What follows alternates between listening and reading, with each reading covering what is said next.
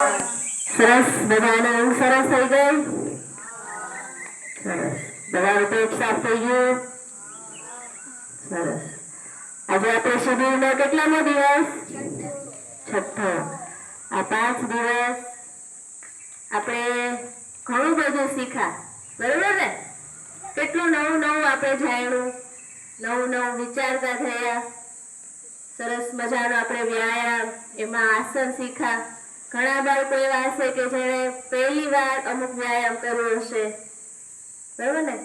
લાઠી છે તો લાઠી પણ પહેલી વાર આપણે હાથ અજમાયો હશે, સાચું ને? ઘણા બાળકોએ કર્યું પણ હશે, પણ ઘણા બાળકો એવા છે કે જેણે પહેલી વાર હાથ અજમાયો હશે, હે ને? આ 5 દિવસમાં આપણે કેટલા બધા એવા મહાપુરુષોની વાતો સાંભળી. આપણે વિચારતા થયા કે આ મહાપુરુષો કેવા હતા, એમનું શરીર કેવું હતું, એકદમ મજબૂત, હે ને? અર્જુન છે, ભીષ્મ છે, યુધિષ્ઠિર છે, ભીમ છે, રામમૂર્તિ, આપણે કેટલા બધા ચરિત્ર જોયા ને? એ બધાના શરીર કેવા મજબૂત હતા. એ મજબૂત એમને થયા હશે? કેટલો વ્યાયામ કરતા એ લોકો. આપણે તો 108 સૂર્ય નમસ્કાર કરવાના છે, હે ને? એ તો કેટલા કરતા, 1200 સૂર્ય નમસ્કાર કરતા, એ પણ રેગ્યુલર, હે ને? તો આપણે પણ કેવા બનવાનું છે? એના જેવા બનવાનું ને? કોઈ પણ આપણે પહાડ હોય, પહાડ ઉપર આપણે પથ્થર ઉપર લઈ જવા હોય તો મહેનત કરવી પડે કે નહીં? એમનેમ જાય? પણ એ જ પથ્થરને પહાડથી નીચે લાવવો હોય તો એક કામ કરો એટલે એની જાતે જતો રહે કે નહીં? એમાં આપણે કઈ મહેનત કરવી પડે? કઈ કરવી ના પડે. એવી રીતે આપણા જીવનમાં આવા સારા ગુણો લાવવા હોય તો એના માટે શું કરવું પડે? પરિશ્રમ કરવો પડે. આ તમે બધા આટલો સરસ વ્યાયામ કરો છો તો પરસેવો પડે છે કે નહીં? પડે છે ને? તે મહેનત કરીએ તો આપણામાં આવા સારા ગુણો આવે. વ્યાયામ છે તો વ્યાયામ કરીએ તો આપણું શરીર મજબૂત થાય. એવી રીતે બધા જ ગુણો છે, એ બધા ગુણોને કમાવા માટે શું કરવું પડે? મહેનત કરવી પડે ને? એક ગુણ સંયમ છે કે તમે બધા અહીંયા આવ્યા છો તો આપણું ભોજન કેવું છે? એકદમ સાત્વિક ભોજન છે ને? આપણે ઘરે તો બધા કેવું જમીએ? આપણને બધાને શું ભાવે? એકદમ ટેસ્ટી ભાવે ને? કોઈને પીઝા ભાવે, કોઈને બર્ગર ભાવે, કેટલું બધું હોય. પણ અહીંયા એકદમ આપણે સાત્વિક ભોજન જમીએ તો આપણું મન પણ કેવું બને? સાત્વિક બને ને? આપણે ચીડચીડિયા ગુસ્સાવાળા રહીએ? આપણું મન શાંત રહે, આપણે સારું વિચારતા થઈએ. એટલે જેવું અન્ન એવું મન કે ને, કે જેવું આપણે જમીએ ને એવા આપણે બનીએ, બરોબર ને? તો આપણે બધા કેવું ભોજન લેશું હવેથી? સાત્વિક. કૃષ્ણ હતા, આપણે કહે કૃષ્ણ નાના હતા તો એને શું ભાવતું? માખણ ભાવતું ને? અને માખણ કોના માટે વેચતા? આપણને એમ થાય કે ભગવાન કેમ ચોરી કરતા હશે? એની ઘરે તો કેટલું બધું માખણ હતું. યશોદામાને ત્યાં માખણની કમી હતી? હે? બોલો આદિત્યભાઈ.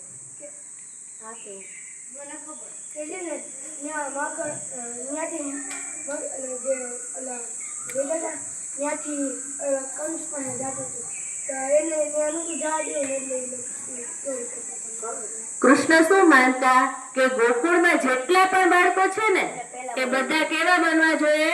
એકદમ મજબૂત. કોઈ પણ નમાલો માયકાંગલો ના હોવો જોઈએ. અને બાળક મજબૂત કેવી રીતે બને? એને પૌષ્ટિક ખોરાક મળે તો, માખણ મળે તો. એટલે માખણ છે એ ગોકુળના પ્રત્યેક બાળકને મળવું જોઈએ, નહીં કે તે મથુરા જવું જોઈએ. એટલે એમણે વિરોધ કરેલો કે માખણ મથુરા જવા દેશું નહીં. એટલે જ મટકી ફોડી અને બધા ગોવાળિયાઓને માખણ ખવડાવતા, બરાબર? કૃષ્ણ શું માનતા કે આપણું શરીર પહેલા મજબૂત બનવું જોઈએ. જો શરીર મજબૂત હશે તો મન મજબૂત થશે. જેનું શરીર મજબૂત હોય ને એનું મન એકદમ મજબૂત હોય, એટલે ધારે તે પરિણામ લાવી શકે, બરાબર ને? શરીરથી જ નમાલા હોય, માયકાંગલા હોય તો આપણે શું કરી શકીએ? રોગોથી ઘેરાયેલું આપણું શરીર હોય તો ઓય બાપા નથી થતું, પેલું નથી થતું, એવું થાય કે નહીં? હે ને? એટલે જો શરીર મજબૂત હોય તો આપણને બીજું વિચારવાનું પેલું મન થાય. એટલે પહેલા કેવું આપણે શરીર બનાવવાનું? એકદમ મજબૂત. તમારું શરીર છે ને હજી બનતું હોય, હે ને? એટલે એકદમ જ તમારે એવો હેલ્ધી ખોરાક ખાવાનો અને બરોબર કસરત કરવાની. બરોબર? બાકી આપણે જોઈએ મહાપુરુષો છે, આપણા ભગવાન જોઈ લો તો ભગવાનના શરીર કેવા છે? એમના હાથમાં કેવી રીતે શસ્ત્ર પકડેલું છે? કૃષ્ણ છે તો કૃષ્ણ કેવી રીતે ઊભા છે? એકદમ ટટ્ટાર આવી રીતે ઊભા છે ને, એક પગ આગળ. હે, એ આગળ પગ શું બતાવે? શું બતાવે? કોને ખબર છે? હા, આપણો ભારત. ભારત ભારત એટલે કે એમાં ઉભા રહીએ હંમેશા આગળ વધો. એક પગ આગળ એટલે હંમેશા આગળ વધવા માટે તૈયાર. હે ને? તો કૃષ્ણના હાથમાં શું છે? સુદર્શન ચક્ર. અને શિવજીના હાથમાં ત્રિશૂળ છે ને? તે એ બધા શસ્ત્ર છે. તો શસ્ત્ર એમનેમ ચાલે? જગદંબા છે તો જગદંબાના હાથમાં તો કેટલા શસ્ત્ર છે ને? તે શસ્ત્ર ચલાવવા માટે પણ હાથ તો મજબૂત હોવો જોઈએ ને. એક શસ્ત્ર કેટલા કિલોનું હોય? મહારાણા પ્રતાપ છે તેની તલવાર કેવી હતી? કેટલા વજનની હતી? એક તલવાર 25 કિલો. કોને ખબર છે? 72 કિલો. 80. એવું તુક્કા ના લગ. 50 કિલોની બંને. ખૂબ વજનવાળી હતી. એક્ઝેક્ટ આંકડો તો મને લાગે ખબર છે તમને? એને એક મુંબઈમાં કોકના પછી એને 8 કરોડમાં વેચાણ. એટલે એટલી વજનવાળી તલવાર ચલાવવા માટે હાથ પણ કેવો હોવો જોઈએ? એકદમ મજબૂત હોવો જોઈએ ને. તો એવી જ રીતે આપણે પણ જીવનમાં કંઈક મેળવવું હોય તો આપણે પહેલા શરીરથી કેવા હોવા જોઈએ? મજબૂત હોવા જોઈએ. બરોબર? એટલે આપણે આજથી આપજો તમે આ શિબિરમાં આવ્યા છો, બરોબર? એક આપણે સંકલ્પ લઈને જઈએ કે હવેથી હું ઘરે જઈશ એટલે અડધો પોણો કલાક હું બરોબર વ્યાયામ કરીશ. હે ને? તો બધા તૈયાર છો કે નહીં? સજ્જ? ચાલો, ઉત્તિષ્ઠ.